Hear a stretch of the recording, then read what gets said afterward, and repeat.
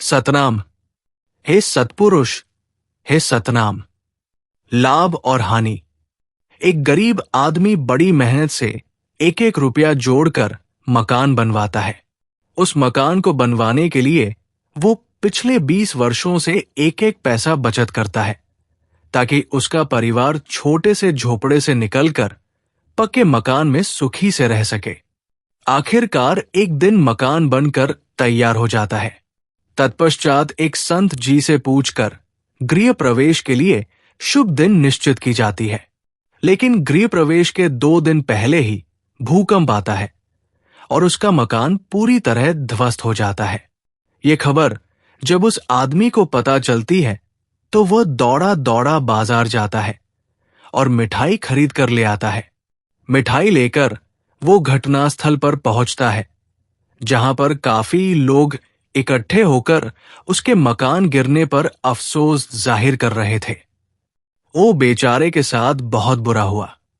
कितनी मुश्किल से एक एक पैसा जोड़कर मकान बनवाया था। हमें चिंता नहीं, चिंतन करना चाहिए। किसी भी परिस्थिति में जिसने सही सोच से सोचना सीख लिया, समझ लो उसने जीने की कला सीख ली। इसी प्रकार लोग आपस में तरह तरह की बातें कर रहे थे। वो आदमी वहां पहुंचता है और झोले से मिठाई निकालकर सबको बांटने लगता है। ये देखकर सभी लोग हैरान हो जाते हैं।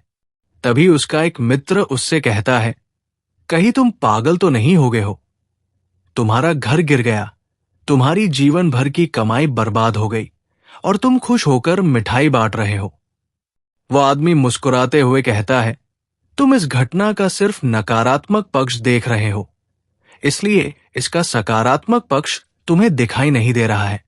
ये तो बहुत अच्छा हुआ कि मकान आज ही गिर गया, वरना तुम ही सोचो अगर ये मकान 2 दिनों के बाद गिरता तो मैं, मेरी पत्नी और बच्चे सभी मारे जा सकते थे। तब कितना बड़ा नुकसान होता। हे महात्माओं, सकारात्मक और नकारात्मक सोच में क्या अंतर है? यदि वो व्यक्ति नकारात्मक दृष्टिकोण से सोचता तो शायद वो नकारात्मकता का शिकार हो जाता। लेकिन केवल एक सोच के फर्क ने उसके दुख को सुख में परिवर्तित कर दिया। सत्यजीत बनर्जी।